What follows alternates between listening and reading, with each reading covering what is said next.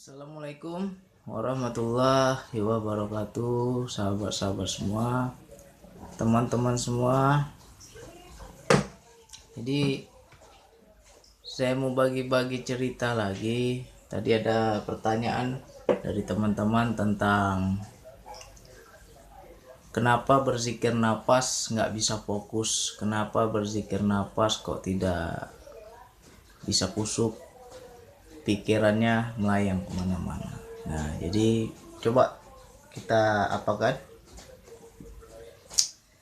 kita tanya diri kita dalam berzikir nafas, apa yang salah itu diperbaiki. Mungkin satu, tidak wudhu.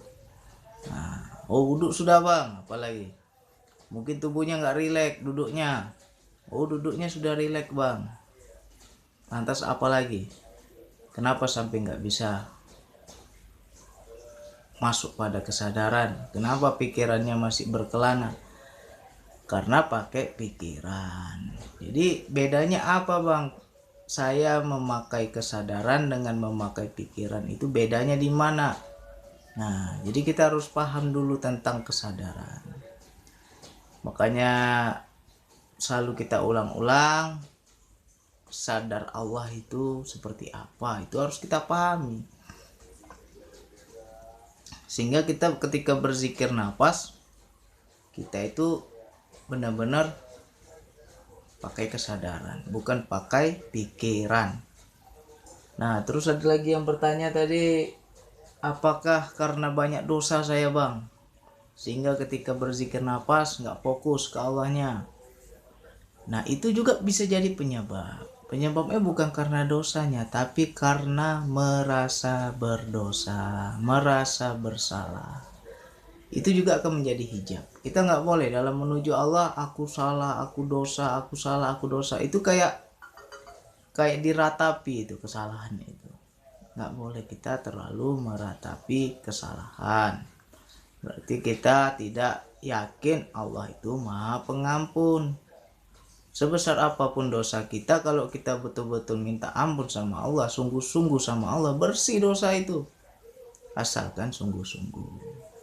Orang Allah itu pengasih lagi Maha Penyayang. Masa sih kita minta ampun sungguh-sungguh Allah nggak kasih ampun? Jadi jangan lagi pikirkan dosanya, itu akan mengganggu kita.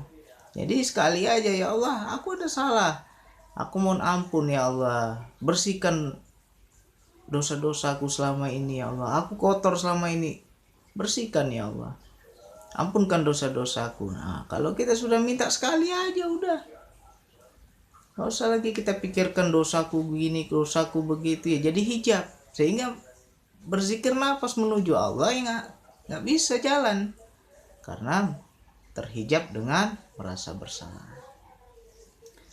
Lantas yang kedua, nggak pakai kesadaran. Makanya teman-teman dalam berzikir nafas harus pakai kesadaran, jangan pakai pikiran. Kalau pakai pikiran capek kita, nggak nyampe ke Allah. Jadi pakai kesadaran. Bagaimana bang bedanya pikiran dan kesadaran? Bedanya begini, ketika kita itu berzikir nafas, coba teman-teman tanya pada diri sendiri, ini anggota wajah ini sudah rileks belum? Ada nggak orang tidur berpikir? Nggak ada orang tidur berpikir, kosong dulu baru bisa tidur. Kalau masih ada pikiran nggak bisa tidur orang itu. Begitu juga dalam berzikir nafas, kalau masih berpikir ya nggak bisa. Jadi jangan pakai pikiran. Nah, mungkin kita dalam berzikir nafas kita nggak rileks, kaku, tegang. Habis itu napasnya masih kita atur-atur, belum seirama napasnya. Pikiran masih main. Tapi kalau kita sudah seirama, ikutin aja napasnya masuk, ikutin napas keluar, ikutin lagi napas masuk, ikutin napas keluar. Pikiran pasti mati, nggak ada tuh waktu untuk berpikir. Dan yang kedua, apalagi ketika kita berzikir nafas ini, coba perhatikan ini, mengkerut nggak nih, mikir nggak kita nih? Kalau mengkerut ini, tegang ini, berarti pakai pikiran. Orang kalau betul-betul pakai kesadaran itu kayak orang tidur itu, rileks aja, dia santai aja, karena dia nggak pakai pikiran. Yang Yang dia amati hanya napas masuk, hanya napas keluar. Masuk dia amati, keluar dia amati, dia ikuti aja. Pikiran pasti mati. Nah, atas yang dikatakan kesadaran itu yang seperti apa, Bang? Kesadaran itu adalah, kalau saya bilang, indera batin, atau bisa juga dikatakan indranya jiwa. Itulah kesadaran. Nah, contoh aja ya. Saya main HP nih. Saya main HP, fokus saya pada HP. Tiba-tiba istri saya lewat belakang. Padahal mata saya nggak lihat istri, tapi saya tahu dia lewat di belakang. Itu namanya kesadaran. Ya kan? Nggak pakai mata kita lihat, tapi indera batin kita.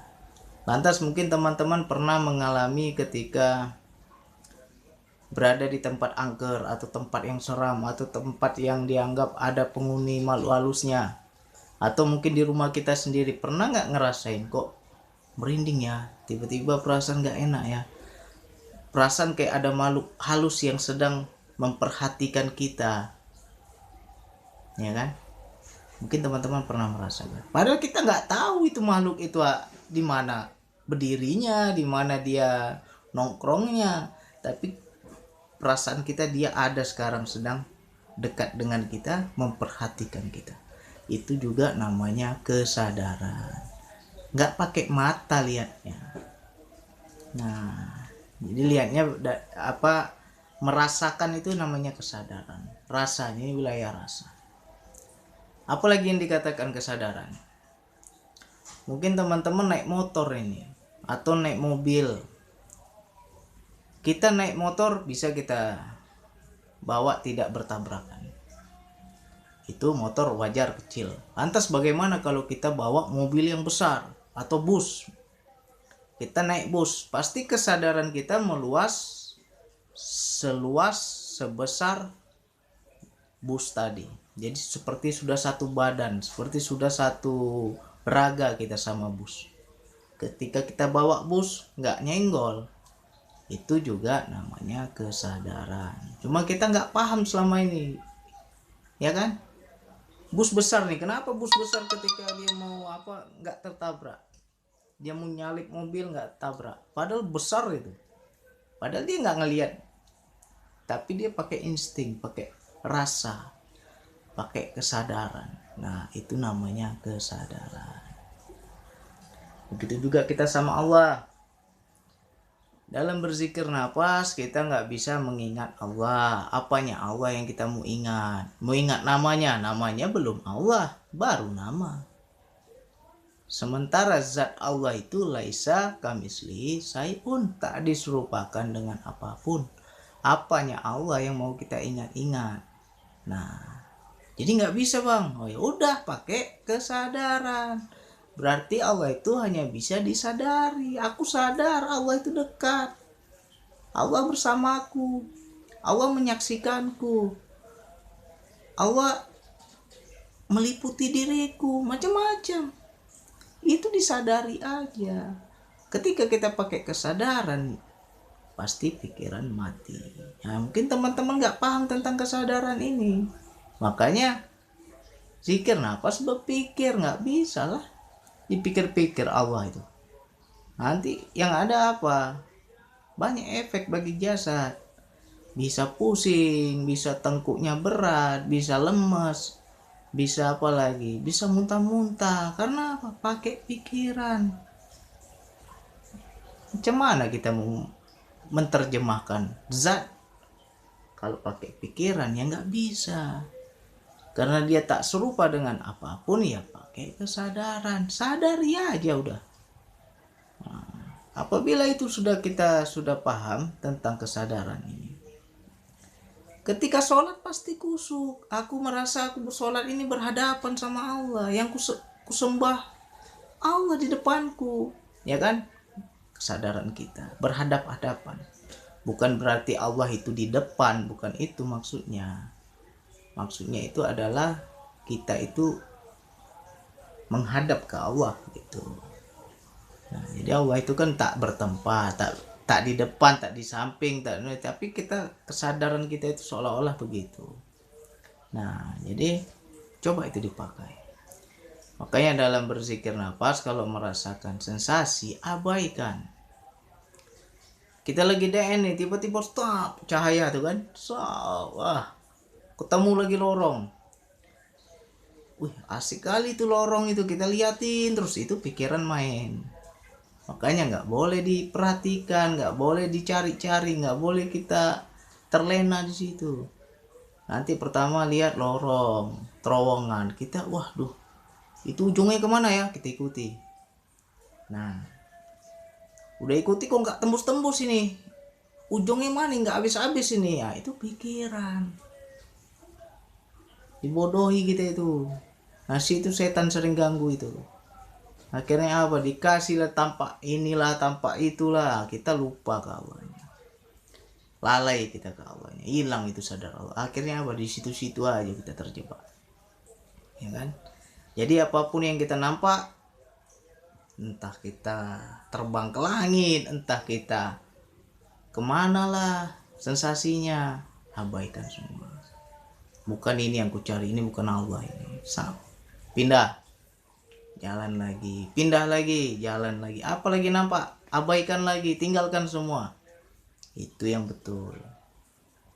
Jadi sampai kapan tuh bang? Ya nanti tahu sendiri di mana terminal terakhirnya. Penting latih terus. Nah, nggak mungkin yang namanya perjalanan nggak ada ujung, nggak mungkin namanya perjalanan nggak ada terminal, pasti ada terminalnya. Nah, yang penting latih terus. Saya nggak mau cerita. Yang penting teman-teman amalkan sendiri, sungguh-sungguh ikuti step by stepnya, ya kan. Yang paling utama wudhu, apalagi rileks duduknya, duduk rileks santai kayak mau tidur kita. Apalagi jangan berpikir. Kalau kita berpikir pasti gambaran-gambaran itu muncul. Apalagi jangan menghijab diri dengan merasa bersalah, merasa kotor, itu hijab namanya. Gak bisa kita dekat ke Allah. Udah, apalagi bang? Selain itu, abaikan sensasi-sensasi yang kita lihat, abaikan semua.